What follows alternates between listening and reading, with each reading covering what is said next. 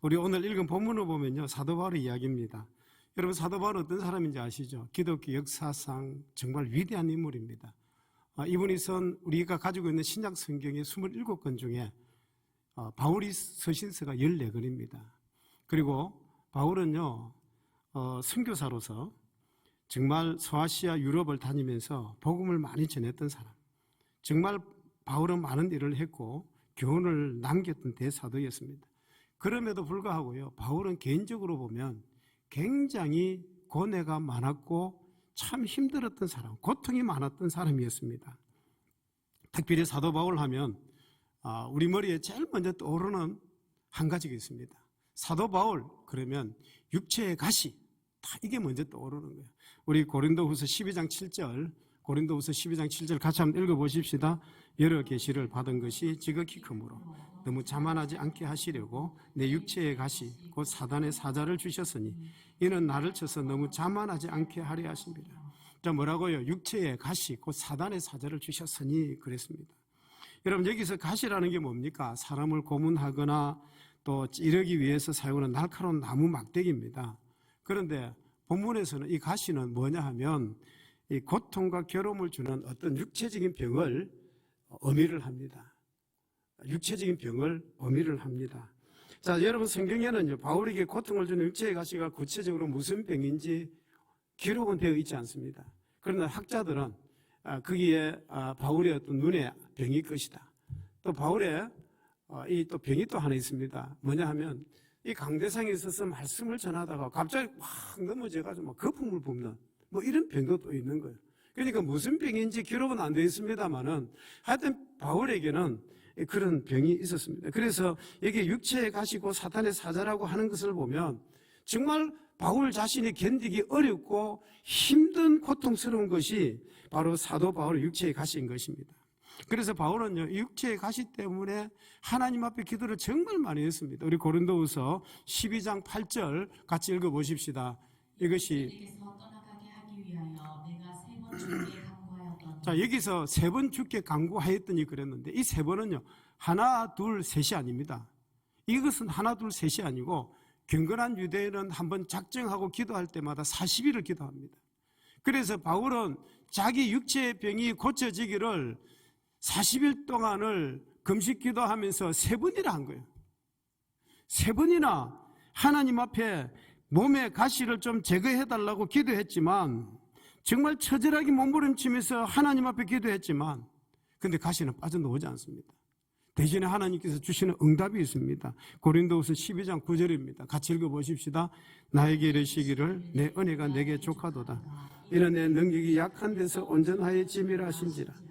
그러므로 도리어 크게 기뻐함으로 나의 일을 끝들에 대하여 자랑하리니 이는 그리스도의 능력이 내게 머물게 하려 함이라. 자, 보십시다. 그게 9절에 나에게 이르시기를 내 은혜가 내게 족하도다. 이는 내 능력이 약한 데서 온전하여 짐이라. 이 말을 좀 더 설명을 하면요, 무슨 말입니까? 육체의 가시는 그대로 있고 육체의 가시는 그대로 있고 대신에 영적인 은혜가 더 충만하다라고 이렇게 말씀을 하는 거예요. 여러분, 지금 육체의 가시를 좀 제거해달라고 내 병을 좀 고쳐달라고 하나님 앞에 기도했는데 하나님은 육체의 병을 그대로 놔두고 영적인 은혜가 충만하라고요. 여러분들이 그런 응답을 받으면 어떻게 하실랍니까? 만약에 내가 그 응답을 받으면 하나님 이런 법이 어디 있습니까? 내 병을 좀 고쳐달라 했는데 막 항의를 할 것 같아요. 지금 육체의 병 때문에 내가 이렇게 힘들어하는데 하나님 좀 고쳐주시면 안 됩니까? 이런 원망과 불평을 하나님 앞에 할 것 같습니다. 육체의 가시 때문에 자유가 제한받고 기쁨이 제한되고 있으니까 그에 대해서 하나님 앞에 항의를 할 수밖에 없는 거죠. 내가 얼마나 고통을 당하고 있는데 하나님 이러십니까? 자, 그런데 여러분, 이것이 조금 더 심하면 어떻게 될까요? 낙심하고 포기하다가 이제는 하나님 안 보겠습니다. 하나님을 회피하고 도망가는 거예요. 여러분, 이것은 최선이 아니라는 것을 알면서도 의도적으로 체념 상태에 빠져버립니다. 그래서 하나님이 우리에게 주실 어떤 축복을 놓쳐버리고 마는 것입니다. 여러분, 정말 많은 사람들이 우리 주변에 이런 사람들이 있습니다. 근데 여러분, 사도 바울을 보면 바울은 우리가 좀 다른 것 같아요. 바울은요, 하나님의 판단과 하나님의 처사에 대해서 이의를 제기하지 않습니다. 내 은혜가 내게 족하다 그러니까 하나님 알겠습니다 하고 수용하는 이런 자세를 우리가 볼 수가 있습니다. 바울이 경험했던 육체의 가시가 주는 메시지를 우리가 한번 생각해 보십시다. 첫 번째는요, 이 육체의 가시는 겸손을 만드는 도구입니다. 여러분, 사도 바울은 인간적으로, 학문적으로, 가문적으로 참 자랑거리가 대단히 많은 사람입니다. 예수님을 믿고 나서 영적으로 남달리 특이한 은혜를 받았던 사람입니다. 여러분들이 잘 아시다시피 바울 되기 전에 사울이었을 때 다메섹으로 예수 믿는 사람을 잡으러 갑니다. 그 예수 믿는 사람 잡으러 가다가 참 이런 고백을 합니다. 주님의 음성을 직접 들은 사람입니다. 사도행전 9장 3절에서 5절입니다. 같이 한번 읽어보십시다. 사울이 길을 가다가 다메섹에 가까이 이르더니 호련히 하늘로부터 빛이 그를 둘러 비추는지라 땅에 엎드러져 들으며 소리가 있어 이르시되 사울아 사울아 너가 어찌하여 나를 박해하느냐. 주여 누구시니까? 이르시되 나는 너가 박해하는 예수라. 하늘에서 갑자기 빛이 쫙 쏟아지면서 바울이 꼬꾸라집니다. 그리고 어떤 음성이 들려옵니다. 사울아 사울아 나를 부르시는 당신이 누구십니까? 너가 핍박하는 예수다. 너가 박해하는 예수다. 그 음성을 직접 들었던 사람이 바로 바울입니다. 여러분, 이런 신비한 일을 경험해 본 사람들이 그리 많지 않을 것입니다. 바울은요, 그의 삶 속에서 신비한 환상을 통하여서 하나님이 바울을 지켜주시고 바울을 위로했던 사건들이 정말 많이 나옵니다. 사도행전 16장에 보면 마게도냐 환상이 나옵니다. 바울이 아시아로 가야 될지 유럽으로 가야 될지 고민하고 어떻게 될지 모를 때 그때 주님의 사자가 나타나서 바울에게 하여금 다시 한번 하나님의 그 뜻을 가르쳐주고 길을 가르쳐주는 거예요. 하나님의 환상을 통해서 말씀을 하시는 겁니다. 사도행전 18장에 보면 고린도 지역에 가서 복음을 전하고 싶은데 굉장히 어려움을 겪습니다. 복음을 전하지를 못하는 거예요. 그럴 때 하나님의 사자가 나타나서 낙심하지 말고 담대하라. 이 도성 안에 내 백성이 너무 많다. 걱정하지 말고 담대하게 복음을 전하라. 그렇게 고린도 환상을 보고 나서 복음을 전하기 시작합니다. 여러분, 사도행전 27장에도 보면 바울이 제수의 몸으로 알렉산드리아라는 배를 타고 로마 황제에게 자기가 아무 죄가 없음을 풀기 위해서 로마로 갑니다. 그 로마로 가는 배를 타고 가다가 위라굴라라는 풍랑을 만나가지고 그 태풍을 만나가지고 배에 싣고 있는 화물을 다 갖다 버리고 그래도 이 배가 잠잠해지질 않습니다. 그런 가운데 하나님의 사자가 나타나서 바울에게 말씀을 합니다. 그 사건을 통해서 반드시 로마에 가리라. 배에 타고 있는 사람 276명 한 명도 죽지 않고 다 살아나리라. 그 확신을 가지고 복음을 전하고 그런 환상을 바울이 경험했던 사람이었습니다. 그뿐만이 아닙니다. 바울은요, 누구보다도 참 은사를 많이 받은 사람. 그래서 바울이 고린도 전후서를 쓰면서도 그런 이야기를 합니다. 나는 은사를 많이 받은 사람이고 내가 누구보다도 방언을 많이 한 사람이라, 이런 표현도 나옵니다. 계시를 많이 받았던 사람입니다. 고린도 후서를 쓸 때를 기준으로 해서 바울은 14년 전에 셋째 하늘에 갔다 온 사람입니다. 우리 고린도후서 12장 2절 같이 읽어보십시다. 내가 그리스도 안에 있는 한 사람을 아노니 그는 14년 전에 이끌려 앉아 그가 몸 안에 있었는지 몸 밖에 있었는지 나는 모르거니와. 여러분, 셋째 하늘이 무엇일까요? 셋째 하늘은 뭐냐 하면 우리가 이 비행기가 날아다니는 스카이, 이 공간이 있습니다. 둘째 하늘은 뭐냐 하면 이제는 비행기가 날 수 없는 인공위성, 로켓가 날아가는 바로 그런 곳이 둘째 하늘입니다. 그럼 셋째 하늘은 뭡니까? 셋째 하늘은 그 위에 공간, 거기는 바로 낙원이요 천국입니다. 바울은 천국에 가서 아무나 들을 수 없는 신비한 소리를 들었다는 것입니다. 아무나 볼 수 없는 특이한 것을 보았다는 것입니다. 남달리 영적으로 특이한 은혜를 받은 사람. 그러니까 바울이 이 정도 되면 굉장히 자랑할 것이 많은 사람이 바울입니다. 대체적으로 사람들은 좀 그렇습니다. 자랑할 거리가 있으면 그 자랑거리를 좀 말하고 싶은 거예요. 좀 드러내고 싶은 거예요. 가족이나 친척이나 누구를 만나든지 자기의 자랑거리를 막 드러내고 싶습니다. 사람은 속성상 자랑거리가 있으면 자랑하고 싶어 합니다. 개인적으로, 가정적으로, 심지어 친척 중이라도 그런 자랑거리가 있으면 자랑하고 싶어 하는 거예요. 여러분, 사도 바울도 안 그렇겠습니까? 그런데 바울은 그런 자랑 절대로 하지 않습니다. 셋째 하늘까지 갔다 온 경험이 있는 바울이 고린도후서를 쓸 때까지 14년이라는 시간이 걸렸습니다. 그 14년 동안 자기가 경험했던 그 한마디도 털어놓지를 않고 조심스럽게 14년 후에 털어놓는데 1인칭으로 내가 셋째 하늘에 갔다 왔다 그렇게 표현하지 않습니다. 오히려 3인칭을 쓰면서 어떤 사람이 14년 전에 셋째 하늘에 갔다 왔는데 말로 할 수 없는 특별한 일을 보고 들었노라 이렇게 표현합니다. 여러분, 사도 바울이 어떻게 이렇게 그렇게 말을 할 수 있을까? 어떻게 해서 이렇게 겸손한 사람이 되었을까요? 그 이유는 뭐냐 하면 육체의 가시 때문에 그렇습니다. 얼마든지 그드럭될 수 있고 말이 많고 자만할 수 있는 이 바울로 하여금 침묵을 지키게 하고 겸손할 수 있게 한 것은 그게 뭐라고요? 육체의 가시 때문에 바울이 그렇게 겸손해질 수가 있었다는 것입니다. 여러분, 우리가 바울이 썼던 바울 서신서 14권을 가만히 연구를 해보면 특이하게 바울이 은혜를 받으면 받을수록 겸손해집니다. 바울은요, 나이가 들면 들수록 더 겸손해집니다. 바울이 은사를 많이 받고 그래서 그 능력을 행할 때마다 더 겸손해집니다. 저도 그렇지만 대부분의 사람들이 다 그렇게 행동하기가 쉽지 않습니다. 사람은요, 처음에는 겸손했다가 나중에는 어떻게 해요? 말이나 행동이나 그 목소리나 이런 거 들어보면 막 그 사람의 교만함이 막 드러날 때가 있는 거예요. 이게 변함이 없어야 되는데 그렇지 않더라는 것입니다. 그런데 바울은 그렇지를 않았습니다. 바울은 나이가 들면 들수록 더 겸손해지는 거예요. 능력을 행할수록 더 겸손해지는 거예요.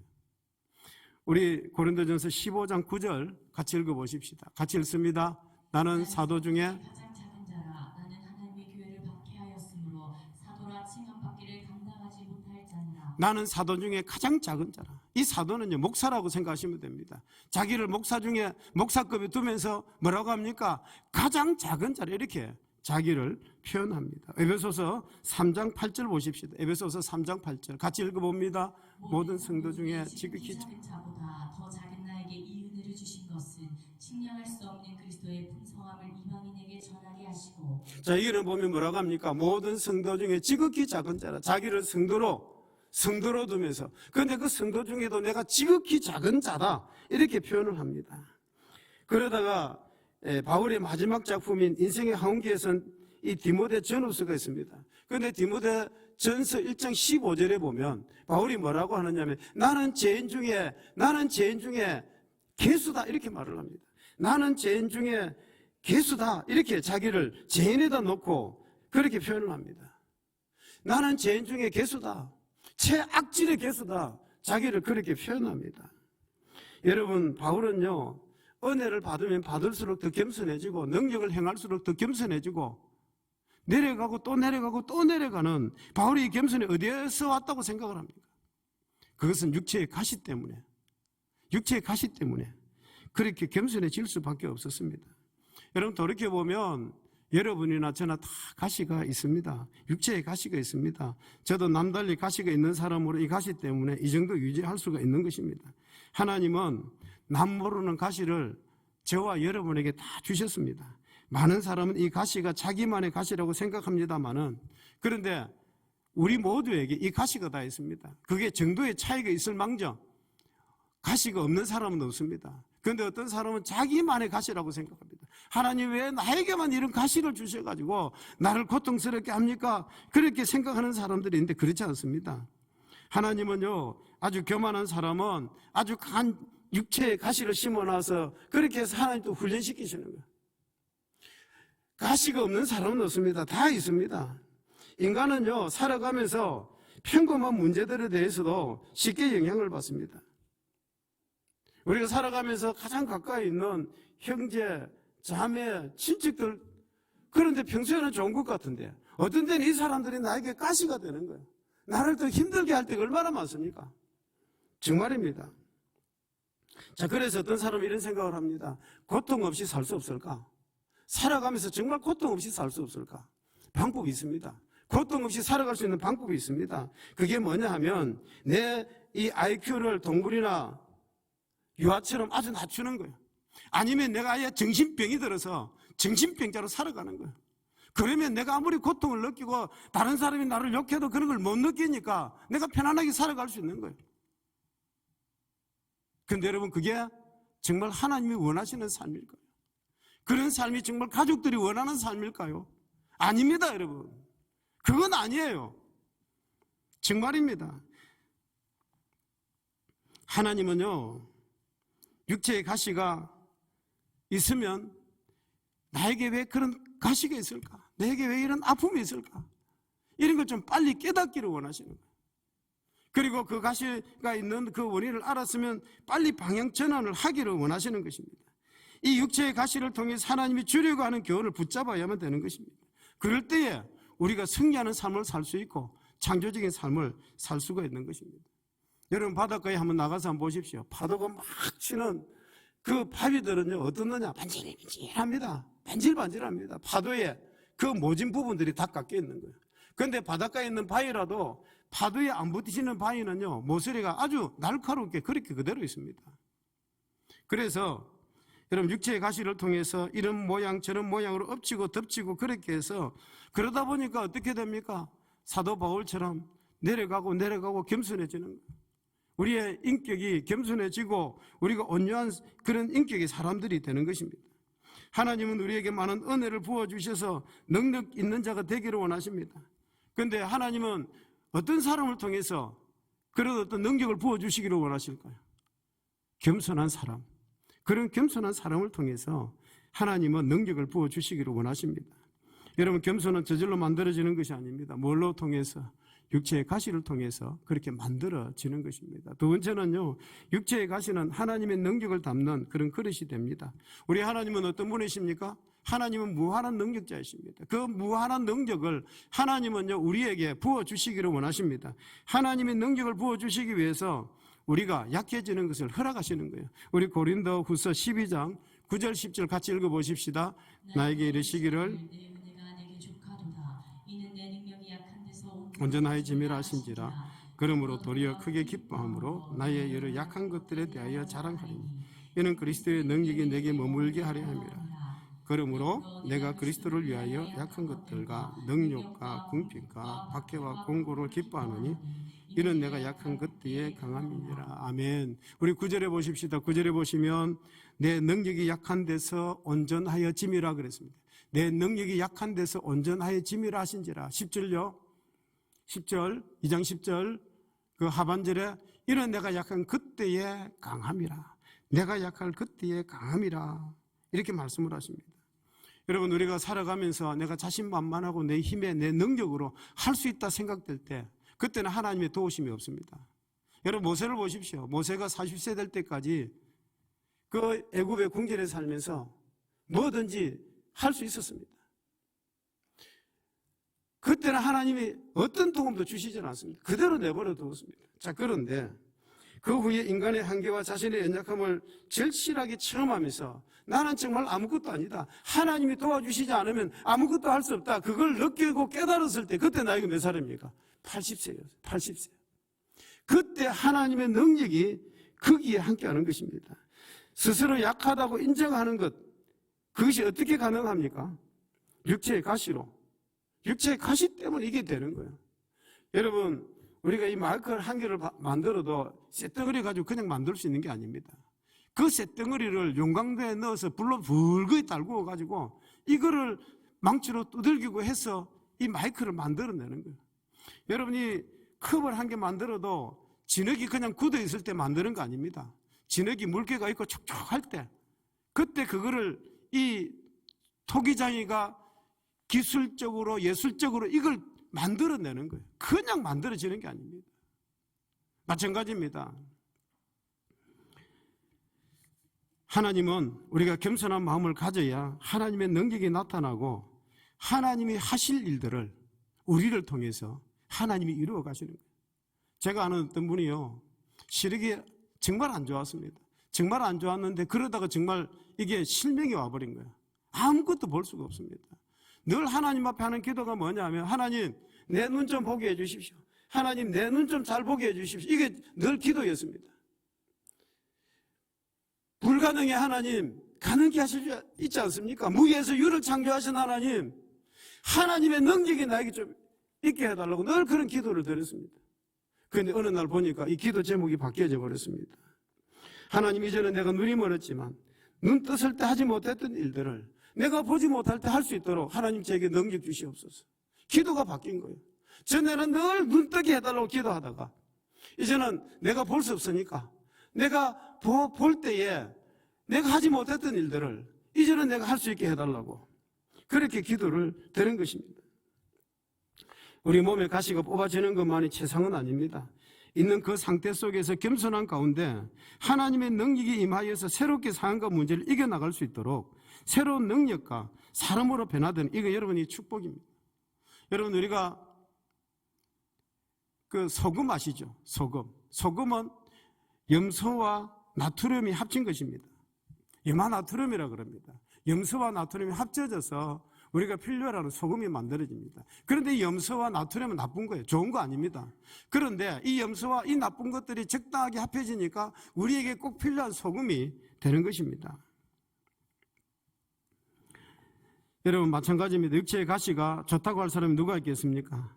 고통을 주고 괴로움을 주는데 잠 못 자게 시달리게 만드는데 자유함이 없는데 육체의 가시를 좋아할 사람 누가 있겠습니까? 그러나 그 나쁜 것, 그것으로 인해서 내가 한없이 약해지고 한없이 낮아지는 것, 어떻게 보면 좋지 않는 요소입니다만은 이 염소와 나트륨을 잘 배합할 때 우리 몸에 필요한 성분이 만들어지는 것처럼 그 가시가 우리에게 잘 이렇게 되면 좋지 않는 요소지만 염소와 나트륨이 잘 배합되는 것처럼 여러분, 이 가시가 오히려 우리에게 하나님의 능력을 담는 그릇이 될 수가 있는 거예요. 이 육체의 가시가 오히려 하나님의 능력을 담는 그릇이 될 수 있다는 것입니다. 여러분, 3번씩 매달려서 사도 바울이 40일 동안 120일 동안 하나님 앞에 기도했지만 기도 응답이 뭡니까? 내 은혜가 내게 족하다.